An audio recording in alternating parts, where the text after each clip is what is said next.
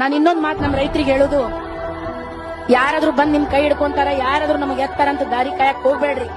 ಯಾಕಂತ ಕೇಳ್ರಿ, ನಿಮ್ಗೆ ಹಿಡ್ಕೊಳ್ಳೋ ಕೈ ಟೆಂಪ್ರರಿ ಕೈ ಅದು.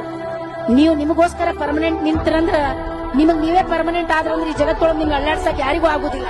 ಯಾಕಂದ್ರೆ ಒಂದು ಟೈಮ್ ಇತ್ತು, ರೈತ ಹರಕ ದೋತ್ರದಾಗ ಬಂಡಿ ನೋಡ್ಕೊಂಡು ಬಂಡ್ಯಾಗ ಬರ್ತಿದ್ದ.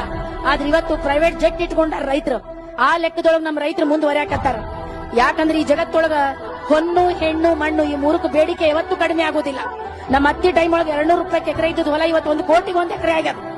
ಒಂದು ಬಿಲ್ಡಿಂಗ್ ಹಳೇದ್ ಕಾಣಬಹುದು, ಹೊಲ ಮನಿ ಹಳೇದ್ ಕಾಣೋದಿಲ್ಲ. ಅದು ದಿನ ಹೊಸದಾಗೆ ಕಾಣ್ತದ. ಈ ಜಗತ್ತೊಳಗ ಒಂದ್ ಇಂಜಿನಿಯರ್ ಅನ್ಬೋದು, ಡಾಕ್ಟರ್ ಅನ್ಬೋದು. ಆದ್ರ ನಮಗ ಜಮೀನ್ದಾರ್ ಅಂತಾರ.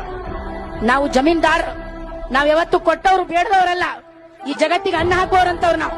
ಅದಕ್ಕೆ ಹೇಳ್ತಾರ, ನೇಗಿಲ ಕುಲದೊಳಗಡಗಿದೆ ಕರ್ಮ, ನೇಗಿಲ ಮೇಲೆ ನಿಂತಿದೆ ಧರ್ಮ. ಧರ್ಮ ಮತ್ತು ಕರ್ಮ ಈ ಜಗತ್ತೊಳಗೆ ಯಾರ್ದಾದ್ರ ಮೇಲೆ ನಿಂತಾವಂದ್ರ ರೈತರ ಮೇಲೆ ನಿಂತಾವ್. ಯಾಕಂದ್ರ ಈ ಜಗತ್ತೊಳಗೆ ಎಲ್ಲ ಅಳಿಬಹುದು, ಅನ್ನ ಅಳಿಯೋದಿಲ್ಲ. ನಾನು ಇನ್ನೊಂದು ಮಾತು